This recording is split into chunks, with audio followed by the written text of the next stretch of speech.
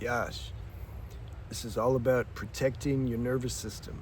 All the things we talk about on this channel, on practical level, the practical things, it's about protecting your nervous system, preserving your nerve energy and life force so that then your spiritual practice becomes more enriching. It works better. A person with the nervous system that's totally out of whack and erratic, and they're doing lifestyle habits that constantly perpetuate this erraticness, how are you going to have any kind of authentic, real, contemplative, meditative experience in terms of recognizing your source self? It'll always remain on surface level. It will be the mind saying, yes, I'm the pure self, but it won't have any power. You won't be embodying or having a true realization that this source is actually your existence. This is what we want. We want authenticity. We want to be able to discern the difference also between just the mind talking and actual realization. So when you put yourself in situations, we gotta understand. It's like, what's a simple analogy? You don't wear the same clothes you did when you were 7 years old. When you're 30 or 40, you've grown. Physically, you've grown. So spiritually, we also grow. Is this shaking, this camera? I don't know. It's all good. We have to honor this growth, respect it, and we will in time because we pay the price if we don't. You see how this life is like coded to work? It like forces us to get higher and more evolved, whether we want to or not. It's just a question of time and pain. What your tolerance is for unconsciousness and pain. If you have a high tolerance for that, then you can keep doing ignorant things and you seem not to suffer much. If somebody has, well, that'll change later because your nervous system will get so ratted out that you'll be one of these people who are just like super sensitive in a unhealthy way. So then you have another group of people who they're just more sensitive by nature. They're more aware by nature. They're more conscious because of past lives. They come in here already. They're born into this body with higher software. And so these people really feel what I'm talking about when you try to fit yourself somewhere you don't belong. You can feel how the nervous system, it like starts getting jumpy. If you can measure it on a screen or something, it'll be like starting to get jumpy. When you're in a situation that matches or around people that match, it's more nice. Getting some stupid situation starts getting jumpy. After a while, that gets old. You don't want to deal with it anymore. You're like, why? Like, life is too short. My peace is too precious. Why am I gonna why would I waste it? It's like having money, limited money, and you just go around just throwing it everywhere. Like, it's not wisdom. This is another thing, wisdom. Let's talk about wisdom for a second and how it applies to this. Because you'll hear some people, or your own mind will try to get you. Remember, the mind is trying to get you. That's its job because that helps you evolve and catch out delusion. How do you catch out delusion?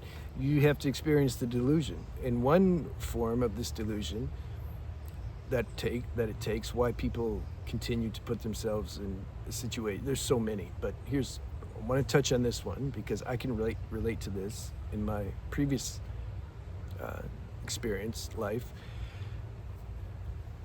It's when the mind says, man, but you're spiritual, you should be able to go anywhere. Just go anywhere now and bring light and life to the people. Why does it bother you being around the people? See, it starts to beat you up, intruders. And so then I would be thinking, like, what's wrong with me? Why can't I be in this situation when I go out somewhere into, I don't know, some crazy environment or restless city type place? Why do I seem to get, my gunas get imbalanced? There's restlessness, there's like misfirings in my nervous system. Why is that? I should be spiritual. Okay, this answer is twofold. The first thing is, what was the first thing? First thing is, get rid of that thought that says you're supposed to be more spiritual, because then you'd be able to handle it. That's not the case. There's a matter, wisdom. If you see, your life force, this is what I want to say, your life force inside you, this is part of self-realization package. It's not just peace, love, bliss, I can handle anything, I'm one with the self. No, it's wisdom. Your life force guides you and directs you where it wants you. There's step 3 in the 12-step program. Made the decision to turn our will and lives over the care of God as we understood him. Actually, step 11 is a better analogy of what I'm trying to say here. It says, sought through prayer and meditation to improve our conscious contact with God as we understood him, praying only for knowledge of his will for us and the power to carry that out. Okay, the wisdom is this continuous openness to be aligned, this human individual self to be aligned with the universal self. The universal self tries to speak to us through this wisdom. It uses the life force to do that. You can feel how and what you're supposed to do. It guides you. The thing is, do we listen to it? Yeah, that's the thing. So back to the shopping mall example, or any restless environment. If I'm there, I used to do this in LA. When I lived in my little apartment, I like to go out at night and walk by I call it the quirky actors, all the coffee shops, and they're all talking about what role they got, and oh, I landed, oh, I met with this director, oh wow, really, and they all got they're all G'd up, and I used to walk by with my friend, and that was when cell phones just came out. And my archetype's Joker.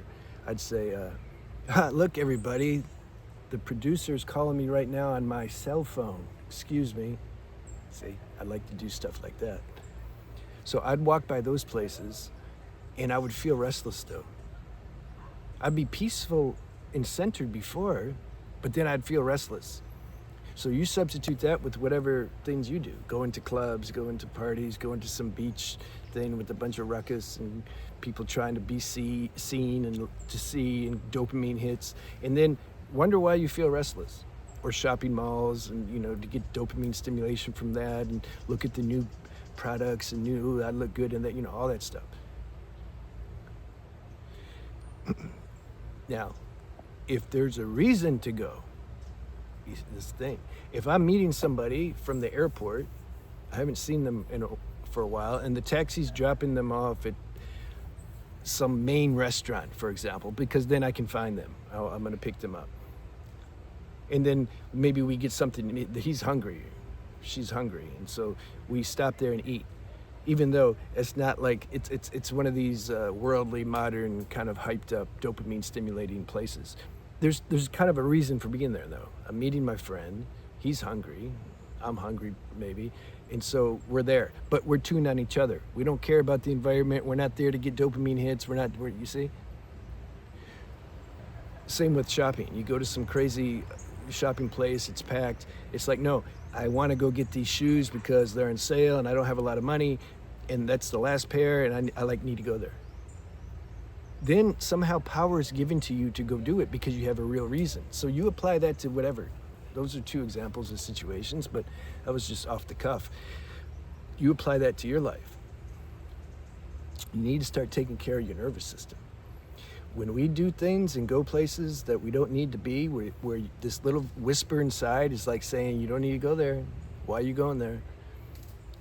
It's not supporting you. At that point, you don't have divine support. So you have to rely on the limited little power that your personal human self has, which is very weak, doesn't have a lot of power compared to if you're being backed by universal support. See, you start to figure all these things out and you start to play by the so-called rules, the laws, because why resist it, man? You can't. It's like trying to fight somebody who's, the Terminator or something, like he's going to win.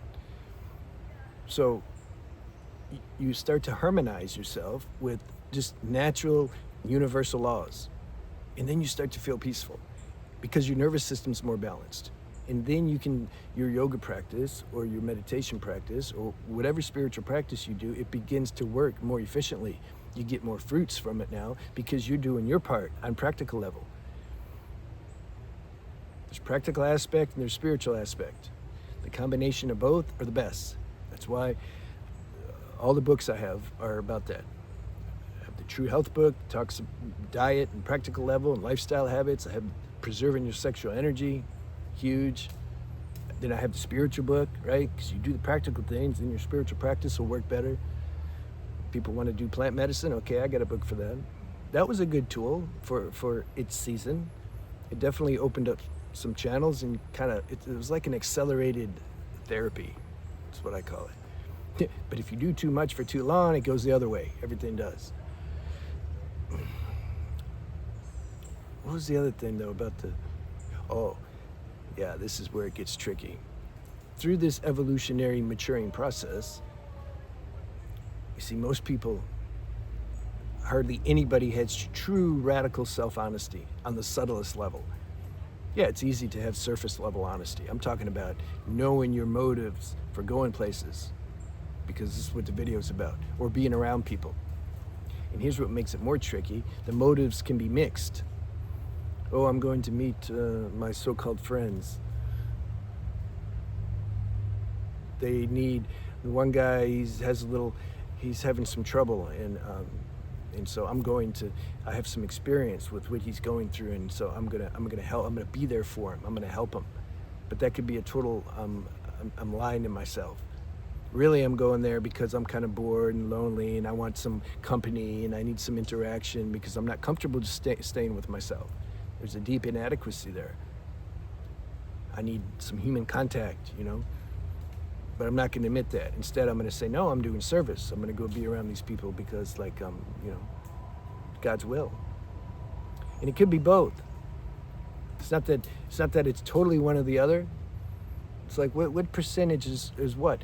It's not about figuring this out. It's not a mathematical problem that you get the right answer to. It's not. It's about looking and being aware and being conscious, and let that do the work. That'll do the work. And then all of a sudden, some mighty forces will begin to aid you in what to say and how to manage things and how to not be in situations that are decades-long habits that you don't know how to say no, but yet you feel compromised when you go, but yet you kind of still like it, but yet, what do I do? When you spend time looking at this stuff and being conscious, I don't know what happens. Something happens, some power, some direction, some wisdom comes to you, and it changes you, it changes them. I like Mooji's example. He would let these people, it's his own personal life. I remember this story because it was good. He taught a class in college, and it reminds me of me if I was teaching some class. I don't see the difference between students and teacher. These are all roles. I'd be getting down probably with the student, talking, what's the difference, man? And getting along with them. And so he used to let them come to his house sometimes, and they'd talk, but then they started drinking, they started smoking weed, and he could just feel at some point, he's like, I'm over this now, I don't want to do this anymore. But then he had a hard time being assertive and just telling people direct, look, I can't really do this anymore, man, I hope you understand. He's like, oh, I don't know, maybe they'll feel bad, and what am I going to do?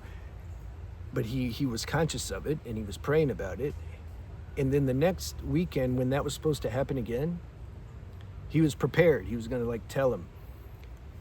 Because usually they would call him and say, okay, we're coming. But he said, nobody called. It was like it just stopped. Universal stuff, something happened.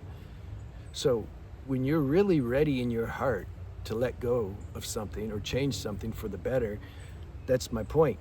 Mighty forces will come and aid you. And you can't explain how that stuff works, and there's no techniques to make these things work and get, this is an evolutionary thing. Our job is to be conscious. We'll be conscious and aware of it and do introspection, have self-honesty, and pray, because it's bigger than you, isn't it? Can you figure it out? So that's what gives humility and the aspiration to ask some universal power, something, help me sort this out. It's way too big for me. It's like with my mom. We're on total different frequencies. I don't even know how that happened. And so she almost doesn't understand anything I ever say.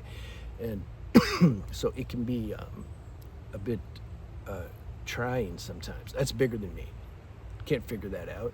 Or am I going to go to a therapist and have them say, look, now, when she says this, then you do this? No, you just offer this up to the divine. It can work it out. It can work anything out. Once you have experience with your prayers being answered or miracles happening in your life, then you're like, there's nothing too big for this.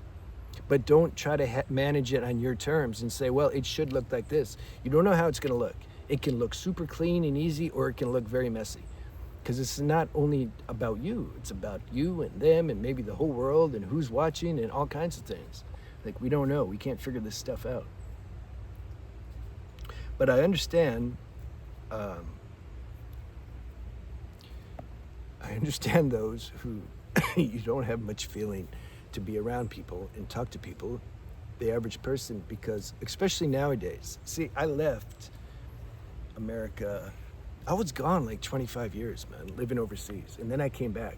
So I see the contrast, like it's huge. And the people nowadays, generally speaking, they just more mentally ill, act more like robots. Their mind is so scattered, you can't even talk to them. There's like no presence. You can't talk.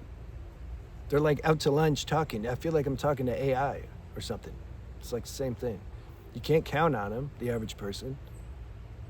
Like if they're going to do work for you or on your house, or if they're supposed to get you something, or even your so-called friends. Their minds are so busy, man. They can't remember anything except like to eat and pick the kids up from school and to go to work and to cash their check. Like they can remember like important things like that. But when it comes to like having consciousness, feeling consciousness, and being conscious of that interaction, no, it's like so rare. I'm making a video about this, how the humans they're like AI humans. There's no feeling no more. It's just all mind. And who wants to be around that? Makes it easier though. Don't you see how that's fuel to find something that's with you all the time and that's satiating all the time? When you're living somewhere that it just doesn't work, it's very unsatisfying, this planet, for the most part. You can get some gems here and there, but don't you see how that makes it easier just to interiorize more? You got nowhere else to go. There's nothing out here. So there's always a positive and negative. There's positives to these lower cycles of existence that we're in, and there's negatives to the higher cycles, like golden age, etc. There's always duality. Anytime there's any kind of form or expression, there's going to be duality. That's just the rule. All right, I wanted to say though, about the signs you've outgrown this stuff.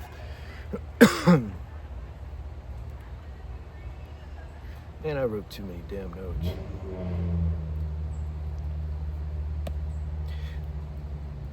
Because we're at 20 minutes already. The signs you've outgrown this. Pay attention when you're talking to the people. This is how I used to feel. I'm like, something inside would be like, what am I doing? Why am I talking? Like, why am I like, yeah, I'm saying hi, I'm nodding. They're feeling good. Okay, good for them. Some people they like that. They try to tell you, no, but you should do it for them. They feel good. as if there's something wrong with you if you don't want to do it. You know why they say that a lot? This disguised spirituality. Again, you see, it's about recognizing the deep, subtle motives. I've been doing this a long time, so I know. A lot of times, people are talking to others and trying to make them feel good and say, yes, I'm doing God's work, I'm bringing joy to their life. You know why they're doing that? Because they're getting a dopamine hit off of seeing them like happy that they're paying attention to them. If you're really aligned inside, you just somehow don't want to waste your time. Now, if you're, what do they call it? People person. Maybe that's cool. God's using you that way. Okay. I'm just saying, have self-honesty, examine your motives, see why you're doing what you're doing. But I used to be talking to these people because I would be bored. I would be at home. I'd be like, I want some. That's the other thing. Like we get scared. We're not comfortable with our aloneness. So then we go out and compromise and settle. I know that stage. So I would do that. I would go out. But then the whole time, and then I'd find somebody and we're talking, but I'm like, this is so, and if they could hear my inner dialogue, I'm like, this is so unsatisfying. I don't care about anything you're saying. You don't understand anything I'm saying. I just felt like we were just acting, just actors. Most people are actors, period, and so they're like comfortable with it. They're actually uncomfortable if they're not acting. They don't, it's like weird, being vulnerable and real. No, let me go back. I want to put my acting costume on and continue my acting. So if you're an actor talking to another actor, it seems to work. If you've come out of that acting, you don't want to act anymore, then it can be really uncomfortable. So the reward, you can say, when you stop doing this, when you really honor yourself, and you honor you want to protect your nervous system, because you realize the nervous system plays a huge part in, well, experiencing peace, recognizing your oneness with the source, just anything important. The nervous system is right there. When you stop wasting time doing things that you got really no business doing, now it's like you can start to receive higher downloads. It's not that, see, people want to know first though. They're like, well, God, show me I get the higher downloads first. Then I'll give this up. Because if I don't get them, at least I want this. No, it don't work like that. You get to where you don't want to do, even if you're going to be lonely and depressed, that's fine. I'm not going to compromise anymore. I can't do it. You hit bottom with it, is what happens. That's authentic. That means there's no reservations. You're not like holding out. Not trying to bargain with the universe. The universe sees everything. Everything. All the stuff you don't see that's in your subconscious, the universe sees. Not as an entity that's seen, but just as pure intelligence, it just sees. So when you're done with all that stuff and you start to just pay attention to the things you do and what matters to you truly, you start to let the life force guide you. You see it as wisdom, and you follow the dictation of this wise life force. All of a sudden, your life gets more simple now, because you're not wasting your energy and time doing a bunch of stuff that it doesn't give you any dividends. It's a total waste of time. When you do that and honor that, you start getting downloads, because what are you going to do with your time now? You're not wasting it. So automatically, you're going to start being more reflective, more contemplative. You're going to start, your spiritual analysis starts to kick in, and then the downloads come. That creates space. The contemplative, meditative, reflective tendencies. When you start honoring that, then you start getting downloads. That becomes your joy. That's fun. That's what you want. That outweighs any kind of worldly pleasure fun that this world has to offer. It's like a joke. It's like going to a Michelin 5-star dinner, which I've never been to. I had a girlfriend, she was going to take me, but when we broke up, she didn't want to take me anymore. I'm going to go before I die. A dinner like that, or some $3, 3-day-old food that somebody warmed up for you, that's the difference. It's just a huge difference. All right, so I hope you got something from that. It's a little more practical video there. because it's necessary. You know, this spirituality, it's a byproduct of becoming more balanced with your life and just applying simple wisdom. Then nobody needs to tell you to meditate. Like, what else are you going to do? You're going to meditate. It's said that the people that figured out this, they call it the primordial orbit, where all these subtle centers are in your spine, that the villagers figure that out. Because the villagers were living a simple life. When the sun goes down, everybody goes to bed. So they would just be laying there. They feel clean inside, they've done their work, they ate, simple life. And so automatically they become more reflective.